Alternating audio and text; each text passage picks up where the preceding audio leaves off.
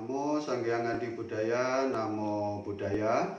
Selamat pagi Bapak Ibu Saudara sekalian dimanapun Anda berada. Pada kesempatan pagi hari ini kita akan membahas Dhamma dengan tema satu sikap mengendalikan diri atau samvara. Walaupun dengan suasana yang berbeda, biasanya kita belajar Dhamma yang sering dilakukan adalah di wihara-wihara, tetapi pada kesempatan pagi hari ini kita belajar Dhamma di rumah masing-masing. Tetapi tidak mengurangi rasa bahagia, rasa damai, dan rasa nyaman karena kita masih diberikan kesempatan untuk tetap belajar Dhamma. Pada kesempatan hari ini kita akan belajar tentang satu sikap mengendalikan diri di masa-masa yang sangat sulit kita hadapi saat ini. Dengan adanya wabah COVID-19, keinginan kita tertunda sekian lama. Keinginan kita untuk belajar, bepergian, refreshing tertunda karena adanya wabah ini. Maka yang dibutuhkan adalah sikap untuk mengendalikan diri agar kehidupan kita semakin damai, semakin nyaman tinggal di rumah. Nah, mengapa kita harus mengendalikan diri kita? Karena manusia memiliki banyak keinginan. Manusia memiliki banyak keinginan.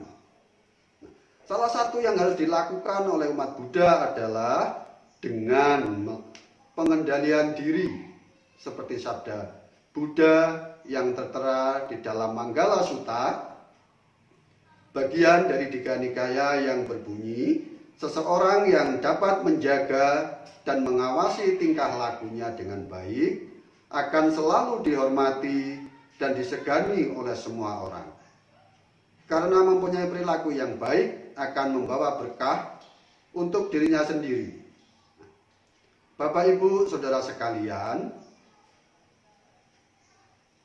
dengan pengendalian ini kehidupan kita akan jauh lebih baik lagi, akan jauh lebih nyaman, damai dan tentram seperti yang kita harapkan. Tetapi untuk mewujudkan itu semua tidaklah mudah. Tidaklah mudah. Kita harus menjaga, kita harus mengendalikan. Apa yang harus dikendalikan?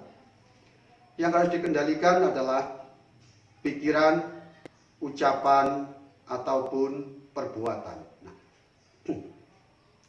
Inilah dari ketiga ini yang harus kita kendalikan, yang harus dijaga dengan baik. Karena pikiran ini sebagai pengontrol, sebagai penggerak. Jika pikiran ini diliputi dengan kebaikan, jika pikiran ini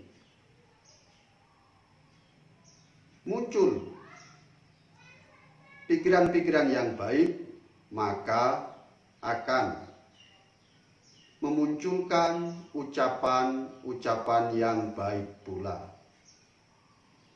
Akan menghantarkan ucapan yang baik, menjadikan perbuatan kita semakin baik. Karena pikiran ini yang menjadi penggerak, menjadi motor dalam kehidupan keseharian kita, perlunya kita menjaga dengan baik agar ucapan dan perbuatan kita tetap terjaga dengan baik. Bagaimana untuk menjaga pikiran, ucapan dan perbuatan agar menjadi baik? Tentunya dibutuhkan latihan. dalam kehidupan kita sehari-hari, atau kita harus mengamalkan samwara atau 5 praktek dalam kehidupan sehari-hari. Apa yang harus kita amalkan? Yaitu sila yang pertama, yang kedua adalah sati, yang ketiga adalah nyana, yang keempat kanti, dan yang kelima wirya. Dengan cara inilah pikiran, ucapan, ataupun perbuatan kita menjadi terkendali. Nah, sila samwara sebagai pengontrol setiap ucapan dan perbuatan sesuai dengan peraturan moralitas atau disiplin masyarakat atau kelompok. Jika kita mempraktekkan moralitas atau Pancasila ini dengan sungguh-sungguh, maka kehidupan kita akan menjadi damai seperti yang kita harapkan, menjadi harmonis dalam keluarga, dan menjadi bahagia dimanapun kita berada. Sila dalam artian yang luas adalah satu sikap untuk mengontrol diri kita, karena dengan sila inilah dimanapun kita berada dapat menerapkan hidup yang memiliki sopan santun. Ya. Setelah kita memiliki perilaku yang baik dengan dilandasi dengan mengamalkan sila dalam kehidupan masyarakat, kita mengacu kepada Pancasila Buddhis. Kita mengacu kepada Pancasila Buddhis. Ya. Karena dengan Pancasila inilah perbuatan kita, kehidupan kita semakin terkontrol dengan baik. Ya. Semakin mengarah kepada kehidupan yang lebih layak. Dengan Pancasila ini sebagai pengontrol ucapan dan perbuatan, maka tujuan dalam kehidupan kita dapat tercapai. Pancasila ini dapat kita amalkan dengan memberikan rasa aman kepada setiap makhluk. Ya. Karena dengan mengamalkan ini, Pancasila yang pertama yang berbunyi tidak membunuh ataupun menganiaya makhluk lain. Berarti kehidupan kita hendaknya mengarah kepada kedamaian. Jika kedamaian dalam diri sudah tertanam, maka keluarga kita semakin damai. Kita memberikan rasa aman, rasa nyaman, rasa damai dalam keluarga kita. Nah, setelah terwujud rasa damai, rasa harmonis, rasa aman ini dalam keluarga kita, maka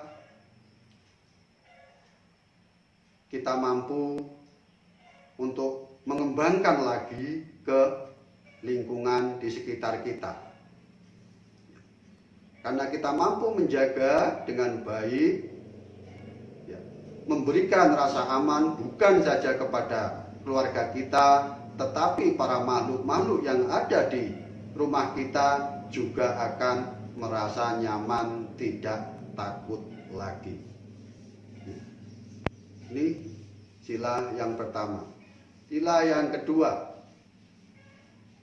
Sila yang kedua adalah tidak mencuri atau mengambil barang yang bukan milik kita. Nah, di sini kita memberikan rasa aman kepada sahabat kita, teman-teman kita pada saat kita kumpul, pada saat kita ngobrol, pada saat kita kebaktian.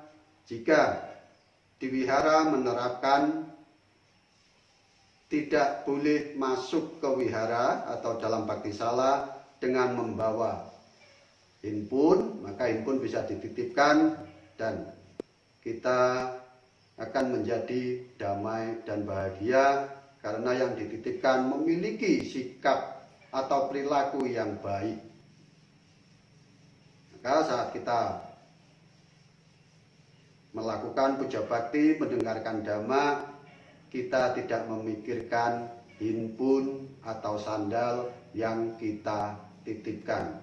Kita lebih damai, kita lebih nyaman saat melakukan kebaikan, ya. Itu yang kedua. Yang ketiga, tidak melakukan perbuatan berzina. Ini memberikan keleluasaan kepada pasangan hidup kita, dimanapun mereka berada, kita tetap santai karena semuanya mampu mengamalkan sila ketiga ini dengan baik, ya.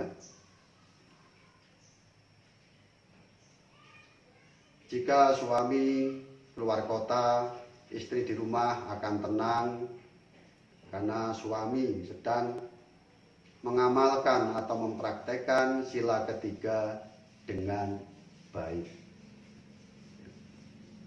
Sila yang keempat, tidak berkata kasar, memfitnah, atau berbohong.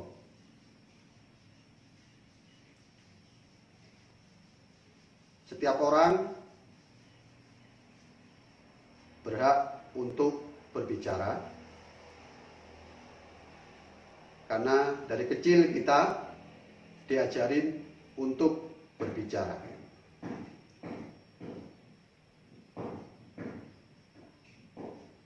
Dengan pembicaraan ini yang terkontrol akan membawa dampak yang positif buat kehidupan kita ataupun keluarga maupun masyarakat luas pada umumnya. Karena ucapan ini yang mengarah kepada hal-hal yang baik akan mendorong sahabat, teman maupun orang lain akan termotivasi untuk melakukan kebaikan, melakukan tindakan-tindakan yang baik. Kita memberikan support dengan ucapan yang baik. Banyak sekali ucapan kita terkadang menyakiti pihak lain karena tiada pengendalian. Seringkali kita menciptakan suasana yang tidak nyaman karena ucapan kita sendiri. Ketika kita sedang berkumpul, tidak menyadari ucapan kita menyakiti teman ataupun orang lain. Karena ucapan ini kita bisa bahagia, ucapan ini pula kita bisa menderita. Maka yang dibutuhkan adalah pengendalian diri dengan ucapan yang baik. Maka semuanya akan menjadi nyaman, semuanya akan menjadi bahagia karena ucapan kita yang baik. Kita tidak selalu menghakimi orang lain, kita tidak selalu menyalahkan pihak lain, karena memang sangat mudah kita mengoreksi orang lain. Dengan mengoreksi orang lain, maka muncullah ucapan-ucapan yang sering menyakiti pihak lain. Nah, dibutuhkan pengamalan sila yang keempat, menjaga ucapan agar tidak menjelekkan sana sini. ucapan kita akan terarah, terkontrol dengan baik. Yang kelima adalah bagaimana kita menjauhi minuman, makanan yang menyebabkan lemahnya kesadaran.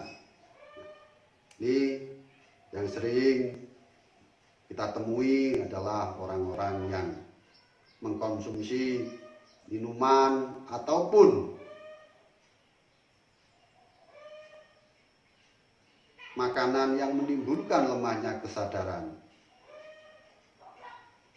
Maka dengan mengontrol makanan atau minuman, kita akan menjadi sadar penuh. Apapun yang kita lakukan akan terkontrol. Beda dengan kita makan yang berlebihan akan menimbulkan rasa kantuk, rasa malas. Karena beban yang ada di perut kita itu berlebihan. Kita berdiri pun malas, susah, karena perut kita terasa penuh. Begitu pula dengan minum-minuman. Jika berlebihan kita mengkonsumsinya, kesadaran kita akan lemah. Ya. Tubuh kita akan lemah. Jasmani kita akan lemah. Maka hendaknya mengkonsumsi dengan baik, dengan benar. Itu kita baru mengamalkan yang pertama di dalam samwara. Itu tadi pengendalian diri melalui sila. Selanjutnya adalah pengendalian diri melalui kesadaran satik. Menjaga kesadaran pikiran. Kita menyadari keinginan-keinginan jahat, nafsu keserakahan, dan kebencian. Sehingga tak mudah terbawa oleh keinginan-keinginan jahat. Nafsu keserakahan dan kebencian pada saat melihat, mendengar, mencium, mengecap, menyentuh, atau berpikir. Sadar sebelum dan sewaktu berpikir, berbicara, dan berbuat. Tidak lengah pada saat apapun. Nah, jadi menjaga pikiran ini sama halnya kita menjaga panca indera kita. Pada saat panca indera kita menangkap satu objek, muncullah pikiran-pikiran.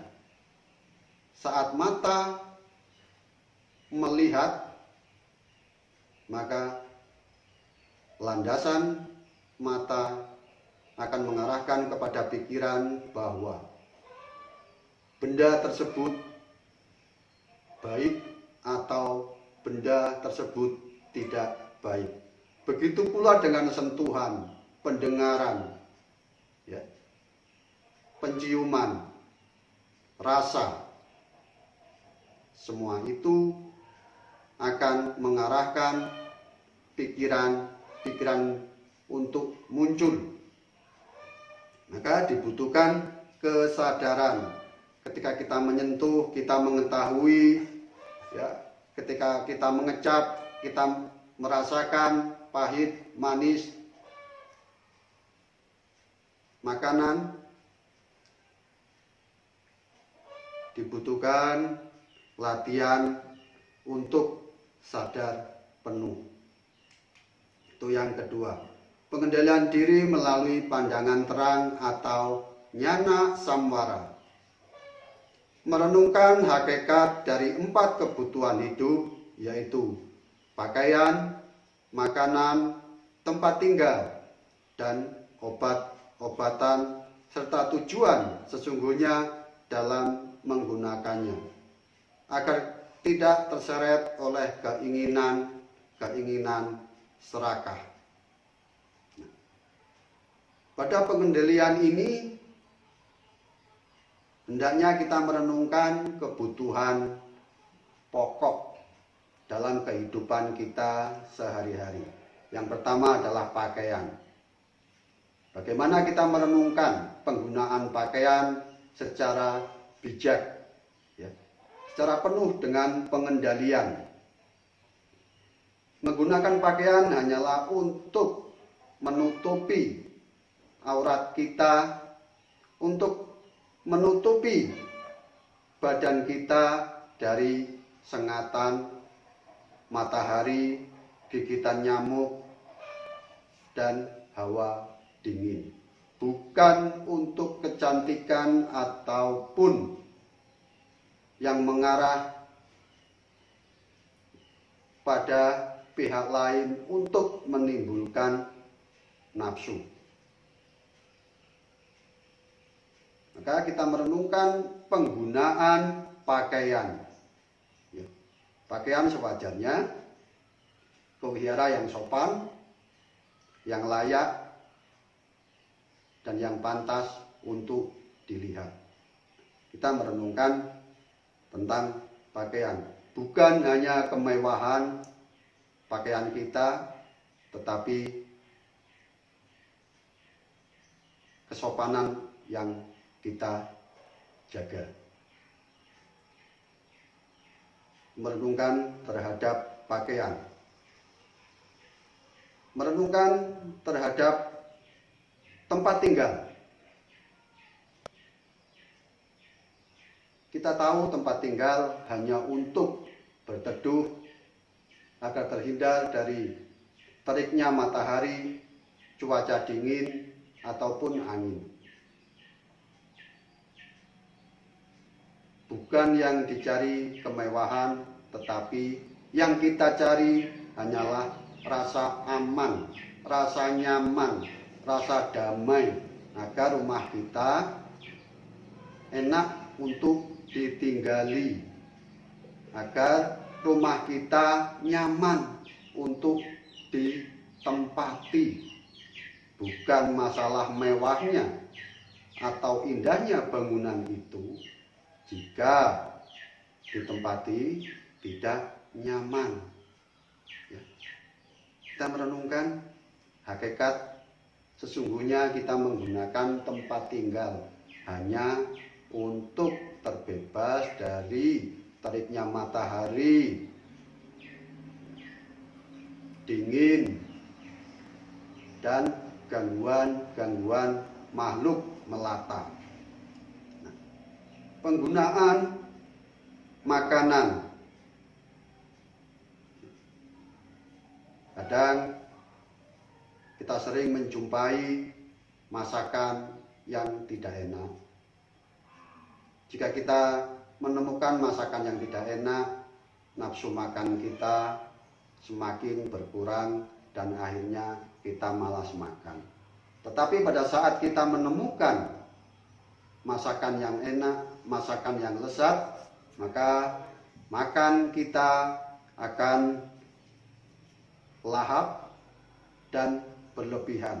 Sedangkan tujuan kita makan bukan untuk penggemukan ataupun kecantikan, tetapi kita makan untuk kelangsungan hidup kita, untuk melanjutkan tujuan kita mencapai kebahagiaan. Itu Bapak Ibu Saudara sekalian, makanlah secukupnya, makanlah sewajarnya, dan yang penting mampu menjaga jasmani ini untuk melanjutkan kehidupan yang lebih baik. Obat-obatan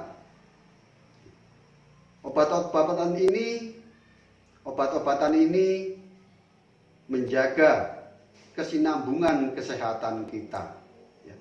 Obat-obatan ini harus ada di rumah kita, karena sakit tidak mengenal waktu, sakit tidak mengenal tempat. Yang dibutuhkan kesiapan kita dengan obat-obatan. Inilah kebutuhan kita dalam kehidupan sehari-hari, ya. Pakaian, tempat tinggal, makanan dan obat-obatan. Inilah konsumsi kita, keseharian kita, bukan yang lain-lain.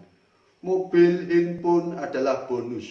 Itu bukan makanan pokok kita dalam kehidupan sehari-hari. Inilah pengendalian diri melalui pandangan terang, ya, tentang penggunaan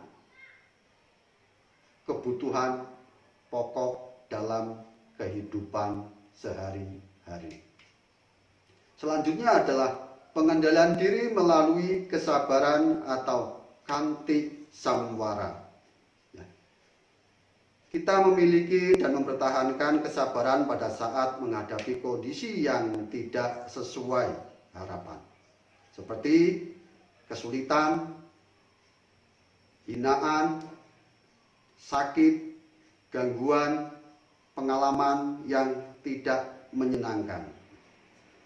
Banyak orang mengatakan bahwa kesabaran ada batasnya. Banyak orang mengatakan kesabaran ada batasnya. Tetapi tidak demikian. Karena sikap kita untuk menahan hinaan, kesulitan, sakit, atau gangguan yang tidak menyenangkan sudah tidak mampu lagi untuk menahannya, sehingga meluaplah emosi kita yang menyebabkan semakin terperosok diri kita dalam kesengsaraan. Nah, kesabaran ini sebetulnya tidak ada batasnya, tetapi mampu dikembangkan lagi, ya, mampu dikembangkan lagi. Sabar dengan kesulitan. Setelah kita mampu mengatasi kesulitan, kita akan berhadapan lagi dengan hinaan, ya. Hinaan ini sangat kuat sekali kekuatannya, karena pada saat diri kita dihina, emosi kita akan muncul, ya. Emosi kita akan muncul.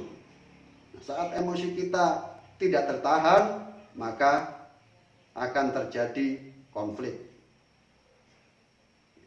Maka dibutuhkan kesabaran. Kesabaran jika diterapkan dengan baik akan menambah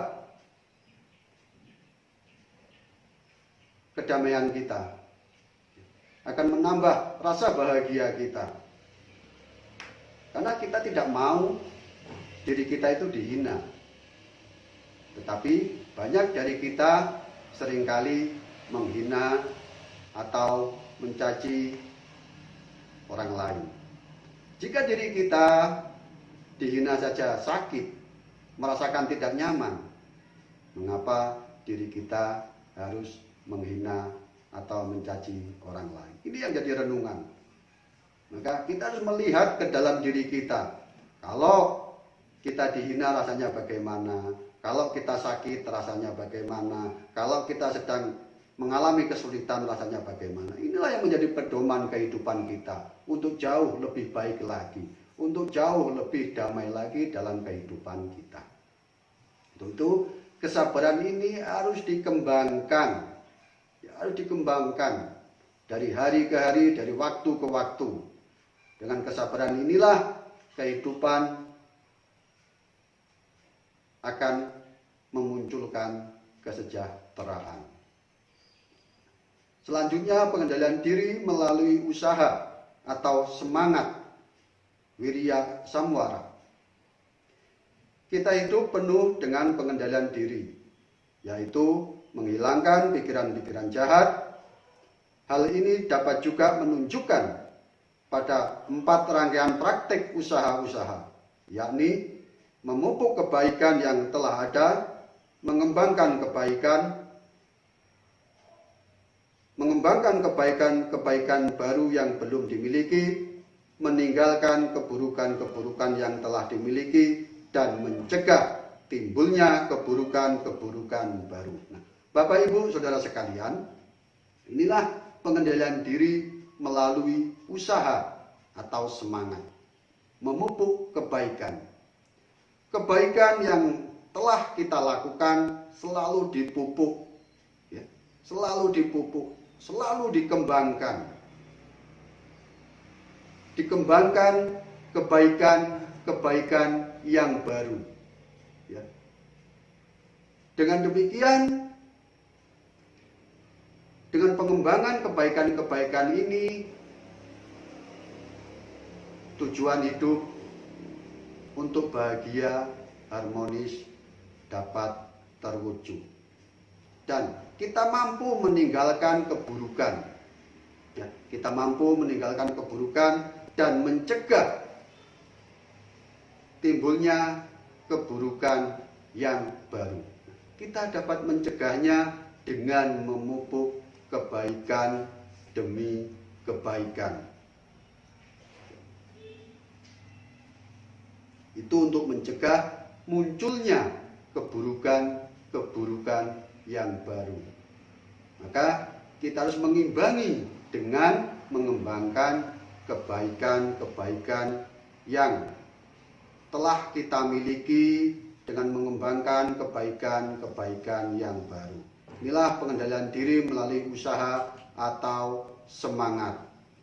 Bapak, Ibu, Saudara sekalian, dalam pengendalian diri tidaklah mudah, dibutuhkan usaha dan semangat agar pikiran, ucapan, ataupun perbuatan kita dapat terkendali dengan baik, dapat terjaga dengan baik, dengan mengamalkan sila, dengan mengamalkan sati, dengan mengamalkan kanti,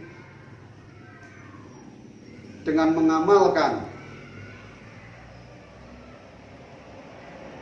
nyana, dan dengan mengamalkan wirya, maka kehidupan yang kita jalani semakin baik. Dalam mengendalikan diri untuk hidup yang lebih sadar, dengan menerapkan kelima pengendalian tersebut, maka hidup akan menjadi damai, tentram, bahagia, serta sejahtera. Demikian tadi ceramah dhamma yang dapat disampaikan. Selamat pagi, Namo Buddhaya.